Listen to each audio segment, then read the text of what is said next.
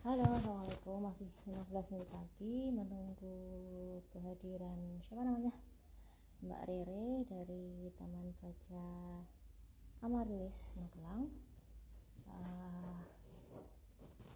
Nggak begitu cepat ya, kurang kesini kah, kurang mundur kah.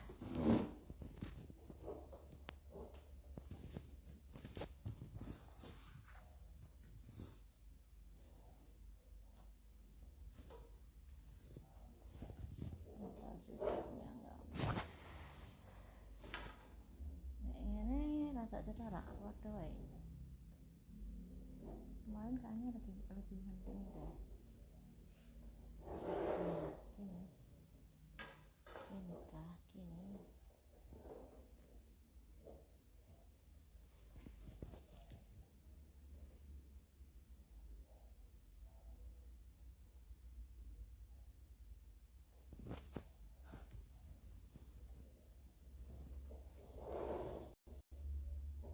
Kalau gini malah sedang wajah kan.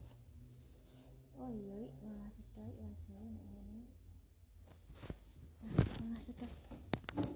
malah sedang guys, tapi ada tampak kabel di situ.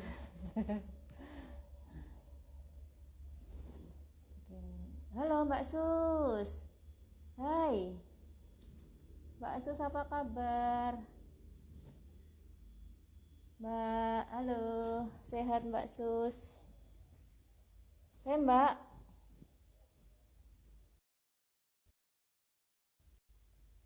kita nungguin Rere ya. Rere bentar lagi, mungkin jam 2 kita janjian buat apa namanya, live Instagram. Jadi tesisku itu cerita tentang bagaimana peran taman baca masyarakat, komunitas literasi terhadap kreativitas orang-orang, lingkungan masyarakatnya dan kotanya gitu. Nah, selama pandemi kan terjadi perubahan-perubahan tuh, pembatasan pertemuan, harus jaga jarak, terus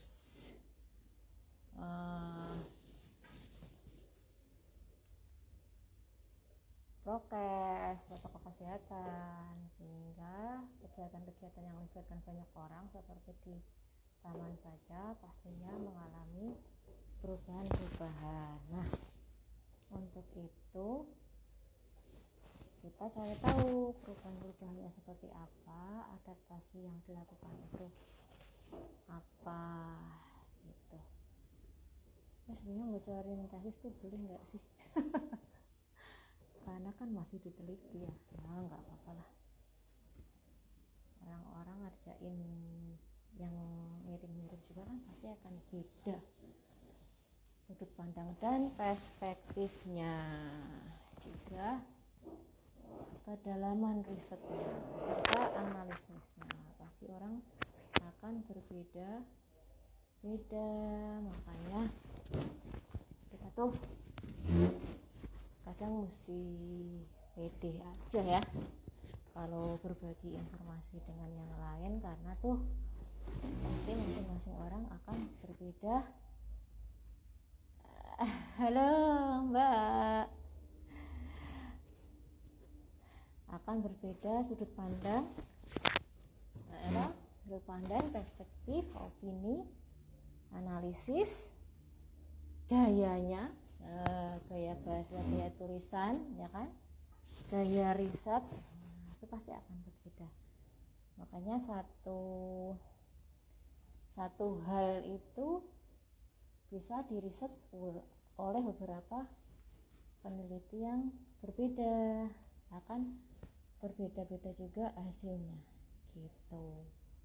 Harus tetap pede sih ya, harus tetap percaya diri bahwa kita punya perspektif, punya gaya tersendiri, punya yang kemarin beberapa guru di BIMTEK juga sampaikan, punya apa namanya, branding, reposisi ya, sama apa tuh kemarin, RBO, reposisi, branding, O-nya apa ya kemarin itu, gitu. Masing-masing intinya kita punya keunikan yang itu pasti berbeda satu dan sama yang lain. Bukan untuk halo Pak Budi, selamat bergabung, kita sedang nunggu Rere, sambil nunggu Rere kita apa ya namanya, mereview ulang apa yang kemarin kita pelajari. Kemarin itu kita diajarin tentang RBO itu apa ya Pak? Reposisi, B-nya branding, O-nya apa ya? Aku lupa. Intinya bahwa semua orang tuh pasti punya keunikan. Halo ya Pak Budi, dapat tamu dari BNN dapat tamu dari dinas apa tadi, dapat bantuan buku.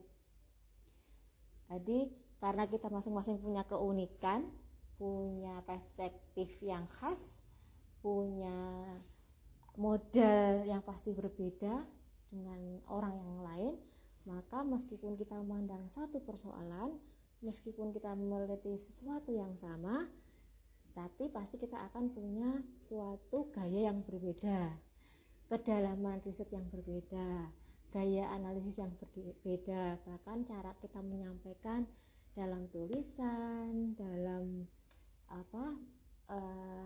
baik secara speaking maupun presentasi dan lain-lain, itu pasti akan berbeda satu sama yang lain. Tidak dalam rangka bersaing, tetapi justru untuk saling melengkapi, karena sekarang eranya adalah era bersinergi dan berkolaborasi. Jadi semangat itu yang selalu sekarang aku pegang.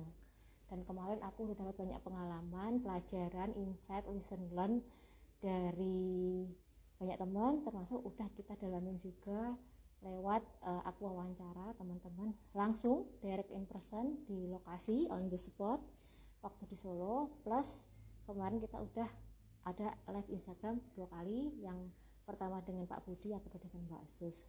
Jadi aku ada tambah kata-kata kunci yang aku bisa pegang dan itu mungkin bisa menjadi satu buku khusus ya yang kita pelajari, Insight and Lesson Learn from Pegiat Literasi Jawa Tengah, gitu kan.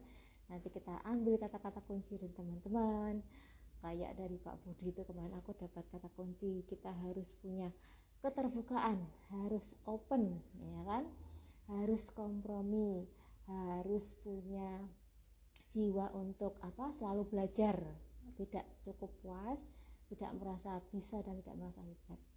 Kemudian dari Mbak Sus aku dapat poin bahwa entrepreneurship kita harus diteruskan. Nah,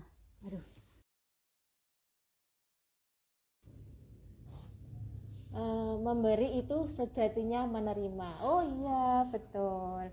Subhanallah, memberi itu sejatinya menerima. Andai kata kita itu paham benar konsep ini, bahwa memberi itu sejatinya menerima, maka kita tidak akan segan-segan untuk selalu dan selalu memberi, gitu ya Pak Budi ya, insya Allah.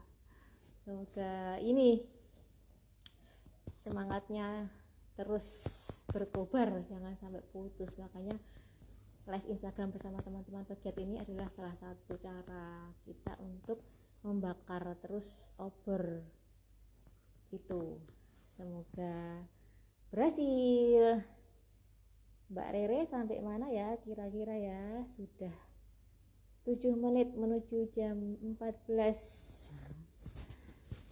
Jadi insya Allah untuk objek tesisnya nanti itu aku akan mengambil kota dan kabupaten Magelang, Solo ya, terus juga mungkin Pekalongan. Nanti kita lihat sejauh mana dan seberapa dalam aku bisa ambil dari teman-teman ini gitu. Kemarin dari dosen pembimbing juga penguji sih sarannya nggak usah banyak, tapi yang penting dalam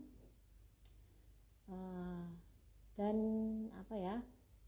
menggali lebih jauh gitu, karena ya yang orang cari itu kedalamannya. Karena kalau misalnya hal-hal yang umum gitu mungkin orang bisa googling ya kan, tetapi untuk hal-hal yang orang nggak bisa dapat di Google itu ya dapatnya kita langsung in person dari mereka-mereka yang langsung aktif, bergiat, involve dalam aktivitas tersebut gitu. Nanti selain dari, ayo Mbak Wahyuning, selamat bergabung. Hai, kita sapa Mbak Wahyuning. Hai Mbak. Ya, kita tunggu Mbak Rere ya, bentar ya. Mbak Rere itu akunnya Omah Taman Baca Gen Z kayaknya ya. Coba bentar aku lihat.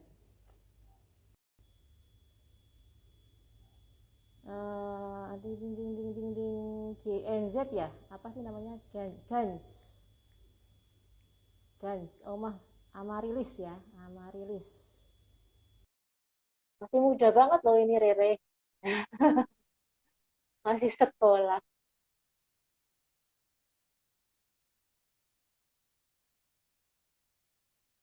Kalau Mbak Wahyuning dari mana Mbak Wahyuning?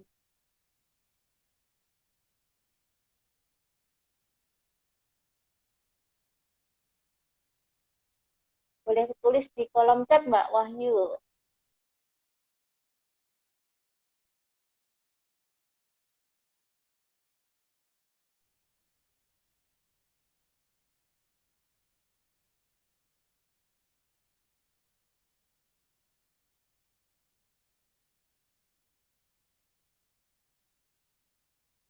Omah Rega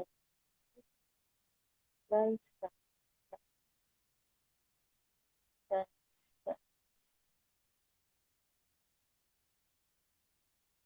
Rere undang tambahkan.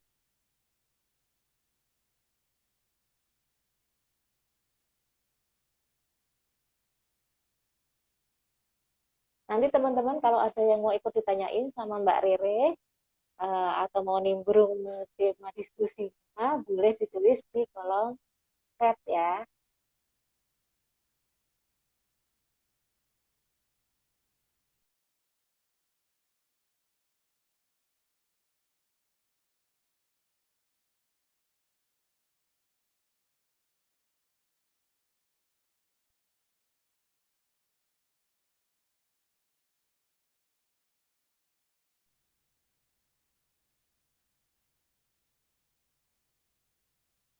Nggak kesusahan apa namanya.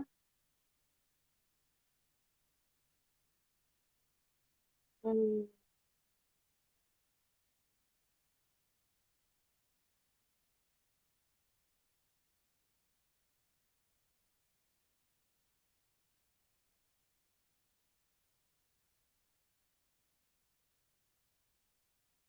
Nah,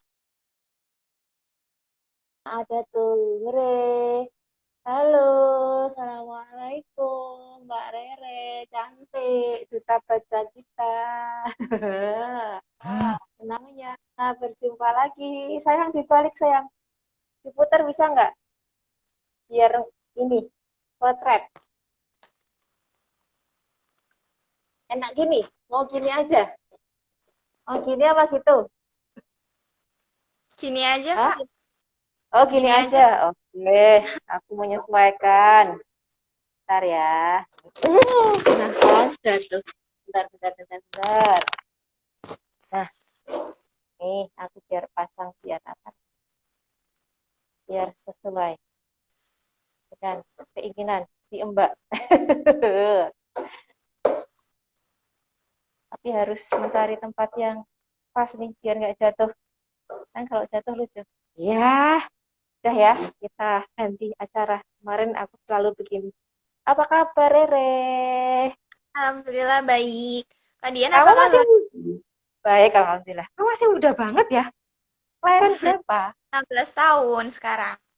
Oh, 16 tahun. Berarti kelas berapa? Kelas 2 SMA.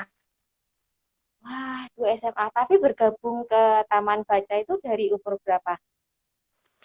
Dari saya kelas 5 SD. Berarti Gimana? Ceritain sekitar dong. umur 9. Nah, gimana ceritanya dari 9 sampai 16 sekarang ini? Ya dari dulu saya kan kalau kecil itu nggak bisa tidur kalau nggak didongengin kan sama ibu saya.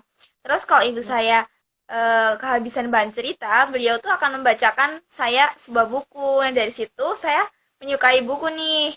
Dari situ saya memiliki banyak buku-buku koleksi pribadi. Kemudian melihat kondisi lingkungan sekitar di mana anak-anak itu belum punya wadah untuk bisa bermain bersama, belajar bersama. Akhirnya saya membuka rumah baca begitu. Dari situ kemudian kita kegiatannya tidak hanya membaca dan menulis, kita juga bermain bersama, kita juga belajar bersama, sharing-sharing cerita begitu. Ada perubahan apa aja sejak kamu adain sebelum mereka sebelum ada taman baca tuh mereka seperti apa, setelah taman baca ada itu mereka jadi nambah apa gitu. Nah, yang pasti itu di kampung saya terutama dan di kota Magelang itu kita memiliki wadah nih. Wadah untuk anak-anak menyalurkan kegemarannya, hobinya, wadah untuk anak-anak mengerti lebih jauh tentang literasi, wadah untuk anak-anak saling sharing, saling bercerita, berdiskusi, saling bertukar pikiran, bertukar pandangan, kemudian memiliki wadah untuk lebih menjaga pergaulan anak-anak itu agar tidak terjerumus ke pergaulan yang kurang baik gitu. Ada karya-karyanya juga yang mereka bikin kayak misalnya Ada. pelukis, nah, apa aja tuh? Nah, jadi di rumah baca ini kita tuh ada eh, kegiatan untuk belajar atau berkarya gitu di setiap hari, khususnya di setiap hari Sabtu atau seminggu sekali itu kita ada pelatihan penulisan gitu. Dan sekarang ini rumah baca sudah memiliki satu buku antologi cerita pendek dari anak-anak rumah baca yang judulnya Rumah Sejuta Warna gitu, Kak. Wow, keren ya. Ada berapa orang itu yang ikut nulis Rumah Juta Warna? Sekitar berapa ya? Belasan nih. Belasan ya, soalnya kan 19. antologi gitu, jadi bareng-bareng Hmm, bikin. hmm, hmm. Itu berapa lama mereka proses nulisnya? Dari mencari ide. eh Cukup lama karena itu kan bervariasi, nggak cuman misalnya anak kelas 5 SD doang, itu enggak. Jadi ada yang masih kelas 1, ada yang udah kelas 1 SMP gitu. Jadinya bervariasi. Pertamanya dari mulai mereka bercerita tentang pengalamannya, kemudian bercerita tentang idenya mereka ingin menulis seperti apa. Kemudian dari situ baru mereka membuat karya, baru menulis cerita. Kemudian di situ kan baru nih kita saling mengevaluasi ini kurangnya di mana sih, ini misalnya ada eh, konfliknya kurang misalnya, ataupun jalan ceritanya kurang nyambung nih gitu-gitu, mulai evaluasi. Nah, proses evaluasinya ini beberapa waktu gitu, jadi perlu beberapa waktu, kemudian baru kita setelah proses editing dan sebagainya baru bisa diterbitkan gitu. Untuk waktunya sih kira-kira berapa ya, mungkin bisa beberapa bulan. Hmm. Selain ada nulis, apalagi yang mereka bikin? eh jadi di rumah baca Megans ini kan kegiatannya tidak hanya membaca dan menulis saja, tapi kita juga ada program nih. Programnya tuh program multiliterasi gitu. Jadi saya dan anak-anak itu kita berkegiatan di luar ruangan, beraktivitas di luar ruangan. Kemudian dari situ pasti kita menemukan sesuatu yang hal baru gitu, hal baru. Dan karena dunia anak-anak kan bermain gitu, jadi kita nggak bisa nyuruh mereka duduk anteng baca buku nulis gitu doang, itu nggak bisa kan. Jadi kita membuat mereka menyukai dunia literasi, menyukai buku itu dengan masuk ke dunia anak-anak, yaitu anak-anak kan dunianya bermain gitu. Jadi kita memasukkan bermain itu sekaligus sambil belajar dan membuat karya gitu. Jadi ketika kita beraktivitas di luar ruangan, mereka itu pasti akan penasaran dengan hal itu, hal ini. Mereka kan memuaskan rasa ingin tahunya dengan bertanya. Dan ketika saya mendapatkan pertanyaan, saya selalu mendorong mereka untuk cari aja di buku. Jadi cari apa yang kamu mau, apa yang ingin kamu tahu, apa yang ingin kamu mengerti itu di buku, di sumber belajar, di sumber informasi. Dari situ anak-anak akan tergerak, akan terdorong keinginan untuk membaca gitu. Jadi tanpa ada paksaan, tanpa ada target-target, misalnya kan banyak tuh sekarang target seminggu harus berapa buku dibaca gitu kan banyak. Sebenarnya target begitu saya kurang suka karena itu kan tidak dari hati gitu ya. Jadi saya lebih menyuruh secara halus, kayak mendorong dari keinginan mereka sendiri untuk membaca. Dan dari situ, dari membaca pasti anak-anak tuh akan memiliki banyak ide-ide. Ribuan ide itu bisa didapat dari membaca. Nah, dari situ pasti mereka akan mulai bilang nih ke aku, bilang, "Kak, aku pengen dong nulis pengalaman dulu, boleh nggak?" Gitu, boleh. Ataupun, "Kak, aku pengen punya buku kayak semacam diary gitu, buat buku harian mereka menumpahkan tulisannya," itu boleh. Dan dari situ anak-anak mulai seneng nih, misalnya membuat menulis, nggak cuma menulis kesehariannya, tapi juga mendapat ide untuk kemudian menulis dituang dalam bentuk puisi ataupun cerita pendek. Ya. Nah, ketika pandemi terjadi, itu kan pergerakan yang berkerumun kan dikurangin ya. Kita harus physical distancing, terus harus protokol kesehatan, ya kan, jaga inilah. Nah, itu kayak gimana pengaruhnya ke TBM-mu, ke aktivitas dan kegiatan program-programnya? Ini sebenarnya memang sangat berpengaruh ya, karena di rumah baca ini kan kita lebih menekankan pada aktivitas di luar ruangan gitu. Cuman karena ada pandemi, jadi kita terpaksa 3 bulan pertama sejak bulan Maret 2020 itu kita terpaksa tutup karena dapat surat dari pemerintah juga untuk menutup kan. Jadi kita tutup, kemudian setelah 3 bulan itu banyak anak-anak yang kangen nih main di rumah baca. Mereka mulai nanya-nanya, "Kak Rere, rumah bacanya kok nggak dibuka-buka?" gitu. Terus orang tua juga beberapa kali bilang kalau anak-anaknya jadi ketergantungan nih sama gadget gitu kan. Sekarang kan serba online, jadi semuanya pembelajaran juga daring, jadi semuanya memang menggunakan internet gitu. Dan anak-anak yang diberikan internet kan belum pasti bisa untuk mengelolanya, sehingga banyak dari mereka yang ketergantungan. Nah, dari situ akhirnya saya membuka kembali rumah baca ini, tapi dibatasi gitu. Jadi yang masuk boleh masuk itu awal-awal itu cuma 3-4 orang aja dengan social distancing, terus juga rajin cuci tangan, menggunakan masker gitu. Kemudian mulai bertambah jadi sekitar 10 anak gitu dengan tetap protokol kesehatan. Dan juga karena pembelajaran daring ini, jadi saya memasang wifi secara gratis di rumah baca. Jadi anak-anak bisa di sini sambil belajar daring gitu. Belajar daring, kemudian bisa saling berdiskusi, kalau ada materi yang belum paham bisa saling cerita ke anak-anak yang lain, terus saling membantu begitu. Juga untuk sekaligus mengawasi anak-anak dalam menggunakan gadget atau gawainya. Jadi kalau misalnya udah selesai pembelajarannya, ya udah jangan buka yang lain gitu. Ini juga kita membantu peran orang tua untuk mengawasi anak-anak dalam menggunakan gadget ini. Nah, wifi-nya itu siapa yang masang, Re? Yang bantu masang wifi-nya? Kan wifi-nya tuh menggunakan IndiHome kan, ya dari pihak IndiHome-nya. Yang bayar, yang membayar, yang ikut menyokong dananya itu dari siapa? Oh, kalau untuk wifi ini ditanggung 50-50 antara saya dan keuangan di rumah baca gitu. Ini saya merasa perlu dari saya karena wifi kan juga saya menggunakan gitu. Jadi 50% dari saya dan 50% menggunakan kasnya rumah baca begitu. Oh, nah terus kasnya rumah baca itu dari mana, Re? Nah, yang pertama itu kita mendapatkan kas ini kan dengan berbagai cara ya untuk mendapatkan dana untuk rumah baca ini.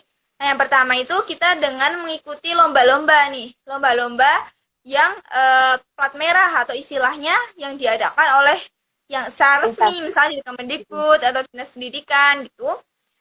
Lomba-lombanya juga gak cuma menulis cerpen atau menulis puisi, kita juga sering ikut anak-anak sering ikut lomba, misalnya lomba fasi atau lomba keagamaan gitu, lomba pidato dan sebagainya.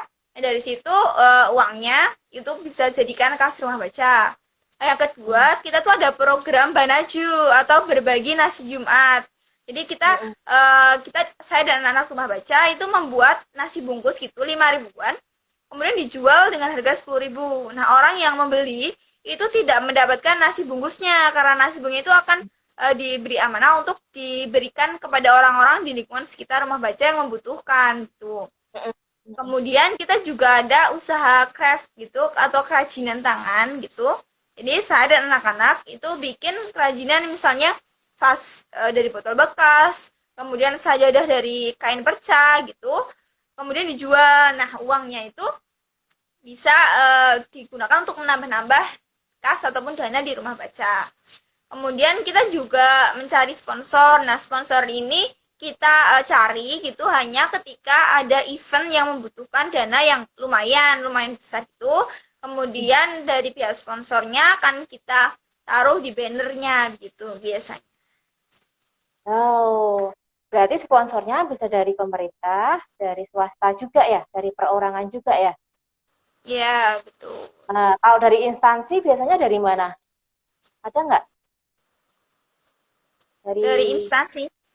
Dari dinas, apakah Dikbud, Perpusda, atau desa gitu, ada nggak? Kalau Ada ya? dari Belum ya? Kalau kita secara ini kita belum pernah memberikan atau mengajukan proposal gitu untuk menerima bantuan tuh kita nggak pernah. Jadi kita prinsipnya tuh tetap tangan di atas lebih baik di tangan di bawah gitu. Jadi ketika ada program pemerintah, misalnya program Kemendikbud lalu, program bantuan untuk TBM, program untuk bantuan itu kita akan ketika dibuka program itu kita akan memberikan proposal, kita akan mengajukan. Kalau misalnya ditolak ya sudah, kalau diterima ya kita akan mendapatkan. Tapi kita tidak pernah membuat proposal kemudian mengajukan sendiri untuk ini agar diberikan dana, itu tidak pernah. Jadi ketika ada program misalnya di Gramedia ataupun dari Kemendikbud itu ada program membuka program tersebut, kita baru ikut ya. Apa? Oh, berarti istilahnya mengajukan juga, tapi nggak dapat nggak masalah, gitu kan? Ya. Nah, terus apa namanya? Kalau dukungan selain dana ada nggak? Misalnya apa ya kalau dukungan di luar dana? Kalau pengurusan gitu, yang IG-nya itu ada ya, udah punya ya?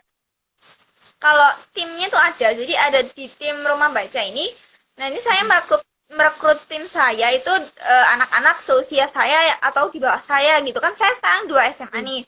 Jadi tim saya itu ada yang kelas 1 SMA, ada yang SMP gitu. Jadi saya tidak mengambil tim dari orang dewasa gitu, enggak. Karena kita juga mengajarkan leadership atau kepemimpinan kepada anak-anak. Terus mengajarkan juga bagaimana sih kita menyatukan pendapat dalam satu tim gitu. Jadi kita juga mengajarkan organisasi gitu sama anak-anak. Jadi tim-tim saya tuh ya anak-anak yang sepantaran saya ataupun di bawah saya gitu. Wah, ngomongin leadership ini pas banget.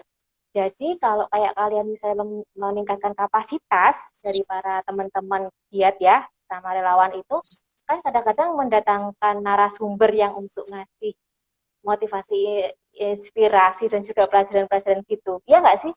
Atau belum pernah? Nah, biasanya ke narsumnya itu berarti mereka sukarelawan juga datangnya. Yang kasih motivasi dan lain-lain. Ada nggak? Gimana, Kak? Ada nggak, mungkin aku perlu buka ya, biar jadi ada nggak orang-orang yang datang, entah kamu minta atau mereka inisiatif sendiri, yang kayak ngasih materi-materi tentang kepemimpinan, tentang manajemen dan lain-lain gitu, yang mungkin kalian butuhkan untuk peningkatan kapasitas. Tapi mereka nggak dibayar. Ada nggak? Ada, pernah gitu. Jadi saya kan tergabung jadi sebagai Ashoka Yongcheng Maker gitu. Nah, Ashoka ini adalah salah satu dari bawahan dari Ashoka Foundation yang di Amerika. Nah, organisasi ini tuh ada banyak nih kayak volunteer gitu. Nah, karena saya tergabung di dalamnya, itu pernah ada kunjungan nih ke sini. Nah, dari situ teman-teman yang lain juga kita saling diskusi, saling membagikan materi tentang gak cuma tentang leadership, juga tentang bagaimana kita bisa berbuat sesuatu untuk menginspirasi orang lain.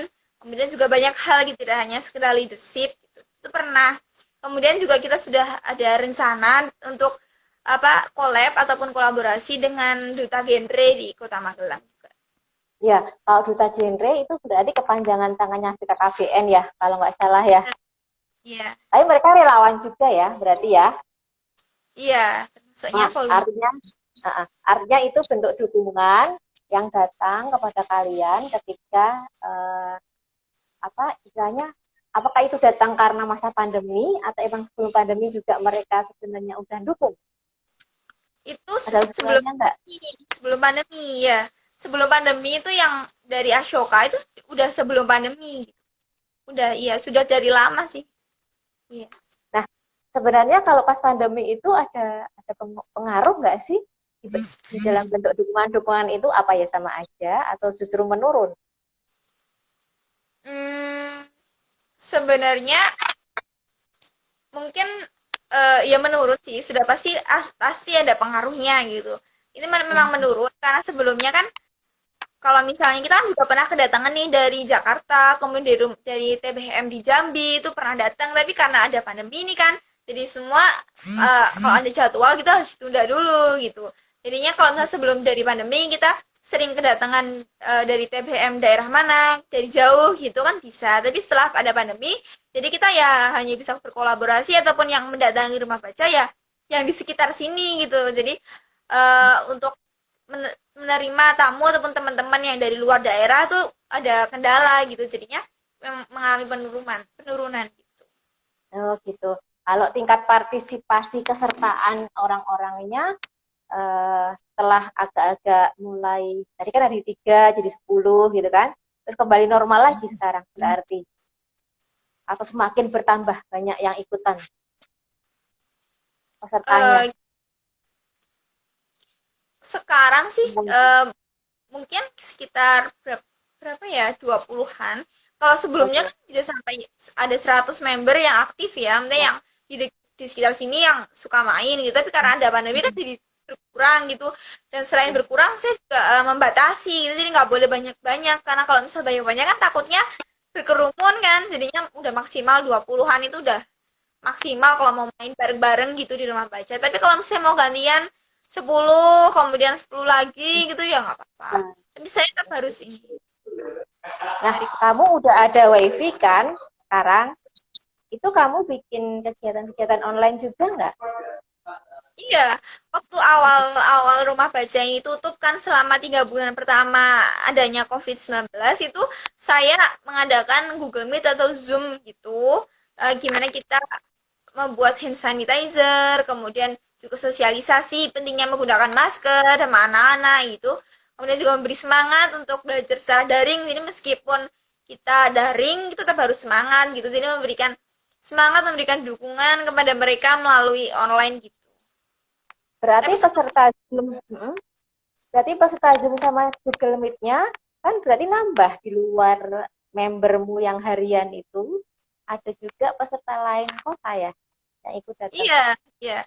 Kan sebenarnya ini ada yang minta mau main ke rumah baca, tapi karena di luar kampung gitu istilahnya, itu tidak diperbolehkan gitu kan. Jadi orang-orang yang kayak gitu biasanya join di Zoom gitu. Jadi kita yang menambah relasi itu kan ya secara online.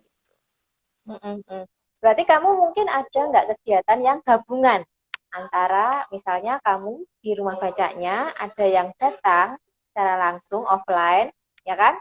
Terus kegiatan itu kamu relay, artinya kamu siarkan secara online via internet gitu. Ada nggak? Ada sih, waktu kemarin itu Agustusan itu kan kita tetap mengadakan lomba, cuman terbatas gitu, nggak kayak sebelum pandemi. Nah, itu kita juga siarkan di live secara Instagram gitu, jadi anak-anak bisa lihat keseruannya. Kemudian untuk teman-teman online juga kita ngadain lomba yang secara tertulis, misalnya membuat puisi gitu kan, tidak perlu ini secara fisik gitu. Itu pernah ada sih. Gitu. Nah ya, berarti Iya. tingkat partisipasinya semakin luas ya, skalanya lebih gede lagi. Oh, berarti ada yang ada naik, ada yang turun, gitu ya. Terus ada tantangan apa lagi yang kamu hadapi? Tantangan terbesar sampai saat ini itu masih tentang gadget sih, Kak. Soalnya ini kan sebenarnya sebelum pandemi ini kan memang gencar-gencarnya ya kita sosialisasi untuk mencegah atau mengurangi penggunaan gadget untuk anak-anak yang masih berusia dini gitu. Cuman karena adanya online gini, pembelajaran secara daring gitu, jadi kadang anak kelas 1 gitu udah pakai Zoom gitu. Jadi kan terpaksa ini jadi penggunaan gadget ini semakin bertambah gitu, mengalami peningkatan sejak pandemi ini. Kemudian juga apalagi orang tua gitu ada yang belum WFA, jadi ada yang tetap berangkat walaupun ada juga yang WFH gitu. Untuk penggunaan gadget ini kita cuma bisa menekannya ketika bersama-sama di rumah baca, kan kita bisa ngerti ya kalau udah selesai daringnya ya udah jangan buka situs lain dan buka hal-hal yang lain gitu. Cuman kalau mereka udah pulang sampai rumah, ini kan udah peran orang tua ya buat mengawasi. Nah kadang tuh ada yang orang tua kerjanya di luar rumah gitu, jadi kadang tidak terawasi gitu loh setelah mereka pulang gitu. Jadi untuk saat ini apalagi kalau kita mau menambah kegiatan misalnya dengan mengadakan Zoom atau Google Meet kan megangnya gadget lagi gitu. Jadi untuk saat ini masih menjadi tantangan bagi saya dan teman-teman di rumah baca. Nah, strategimu apa? Kok bisa mereka pas diminta jangan buka yang nggak pantas misalnya, itu kamu kayak gimana cara pendekatannya ke mereka? Kalau saya tuh cara mendekatkan kepada mereka tuh karena saya mencoba merasakan atau membuat saya tuh seperti mereka gitu. Jadi saya bayangkan kalau saya masih anak-anak gitu, saya senangnya diberitahu lewat cara apa sih? Senangnya diberitahu lewat cara apa sih gitu. Biasanya saya kurang suka sih kayak ngomong-ngomong bilang jangan buka ini itu, jangan buka lain gitu. Saya kurang suka ngomong kayak gitu karena anak-anak kadang cuma lewat telinga kanan, lewat telinga kiri gitu. Cuman biasanya saya langsung mengalihkan gitu. Ketika daring udah selesai, saya mengalihkan langsung bilang ada cerita apa hari ini atau coba ceritain ke aku tadi dapat pelajaran apa aja, terus ada tugas apa aja, atau kamu hari ini pengen baca apa, pengen mengetahui tentang apa gitu, atau dia mau cerita apa, dari cerita-cerita itu kita saling diskusi nih, saling sharing. Dari situ udah pasti lupa ya tentang sama gadget, udah pasti Gitu ya. nggak mikir lagi, ngajak ngobrol, interaksi, ya otomatis mereka nggak pegang gadgetnya ya. Jadi kamu alihkan. Keren tuh, bisa dicontoh nih teman-teman. Terus ada ini nggak harapan atau apa ya istilahnya ya, yang kamu kepikiran, ingin kamu selain yang tadi masih cari cara untuk gimana mereka nggak addicted kan? Ada lagi harapan kamu buat PBMmu sendiri maupun secara keseluruhan taman baca dan komunitas literasi di Indonesia? Kalau saya ini keinginan saya dan teman-teman gitu, saya pengennya ini di setiap satu RT gitu minimal ada satu rumah baca gitu.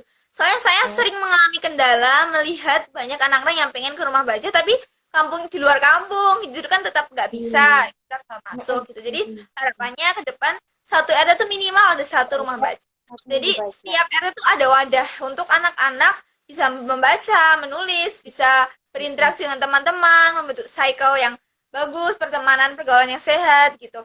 Jadi harapannya ketika kita di suatu lingkungan gitu, walaupun sempit tapi memiliki banyak wadah gitu, istilahnya bisa menampung. Jadi mereka tuh punya wadah. Jadi tidak perlu jauh-jauh ataupun memiliki keinginan untuk pergi ke rumah baca yang itu karena di sini nggak ada rumah baca gitu, jangan sampai gitu loh istilahnya gitu. Jadi harapannya kita tuh bisa memiliki banyak wadah nih untuk remaja ataupun anak-anak di Indonesia. Menurutmu gimana caranya biar satu RT bisa punya satu taman baca?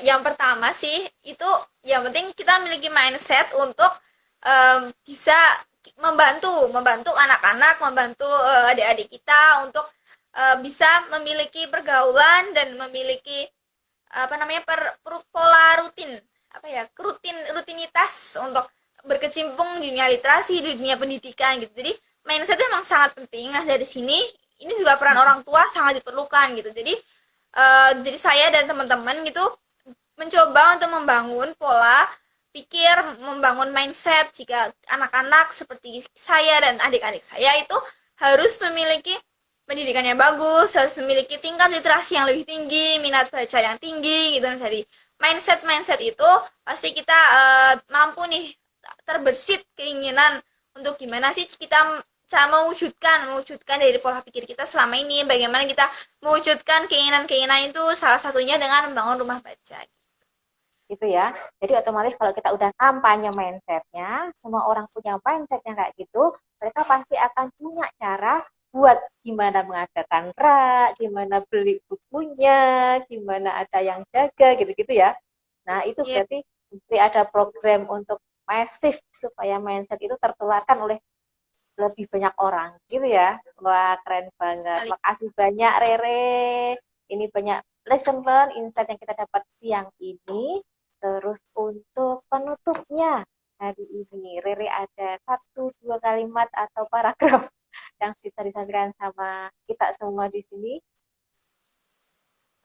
Mungkin untuk closing statementnya itu yang terpenting itu jangan menjadikan membaca menulis itu sebagai beban gitu.